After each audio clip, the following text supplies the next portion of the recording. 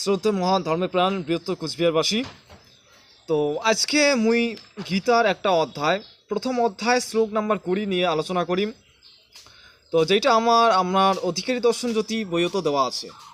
তো বিষয়টা হচ্ছে ব্যাপার হয় যে আমার বাড়ির মানে হামাল্লার বাড়ির হয়তো আগেও অনেকে অধিকারী হয়তো গীতা শ্রীমদ্ ভাগবত গীতা বা গীতা পাঠ দিছেন, কিন্তু যাই গীতা পাঠ করছে তাই হয়তো এমন করে গীতা পাঠ করছে কিন্তু গীতার যে মেন যে বিষয়বস্তু বা সারাংশগুলো আছে, গীতার যে জ্ঞানের ভাণ্ডারটা আছে, সেই বিষয়গুলো সেই দিকগুলো তোমার সামনে তুলে ধরে নাই।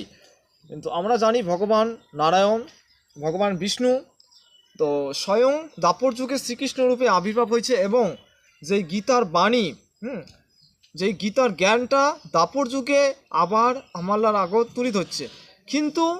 কিন্তু যেই জ্ঞানটা বর্তমানে আমার মানসি সেই জ্ঞানটার থেকেই অন্ধকার হয়ে আছে। কিন্তু আমার মানসি এলাও বাড়ি বাড়ি কাহ গীতা পাঠ দেয় ঠিকই, কিন্তু যাই গীতা পাঠ করে তার গীতার যে মেন বিষয়বস্তুগুলো বা গীতার যে মেন জ্ঞানগুলো, সেই জ্ঞানগুলো কিন্তু আমার আগত তুলে ধরে না। মানসি ওমরা চায় না যে আমার মানসিরা জ্ঞানী হোক, গীতার জ্ঞানটা পাওক, এটা মানসি চায় না। তো গীতার দ্বিতীয় অধ্যায় শ্লোক নাম্বার 20 কি লেখা আছে? ন জায়তে মৃয়তে বা কদাচিন নায়ং ভূতা ভবিতা বা ন ভয় আজ নিত্য শাশ্বতহং পুরাণ ন হন্য মান্যতে হন্য মান্য শরীরে। এই কথাটার মানে কি হইল? আমরা যদি বাংলা ভাষা এই সংস্কৃত যে এই শ্লোকটা আমরা যদি বাংলা ভাষায় অথবা আমার দেশি ভাষা যদি ট্রান্সলেট করি, তো সেই কথাটার মানে হচ্ছে দাঁড়ায় যে আত্মা, আমার শরীরের ভিতর যে আত্মা আছে, সে আত্মার কখনো জন্ম বা মৃত্যু হয় না। তাহলে মৃত্যুটা কার হয়? জন্মটা কার হয়? জন্মটা হচ্ছে শরীরের হয়, মৃত্যুটাও সেই শরীরে হয়। আত্মা যে আছে, আমার দেহের ভিতর যে আত্মাটা আছে, সেই আত্মাটা কোনোদিনও জন্ম বা মৃত্যু হয় না। আত্মা হইল জন্মরহিত, শাশ্বত এবং নিত্য। শরীর যদিও বা নষ্ট হয়, কিন্তু আত্মার কখনো বিনষ্ট হয় না। আত্মা সবসময়ের জন্য আত্মা জন্মরহিত, শাশ্বত এবং নিত্য।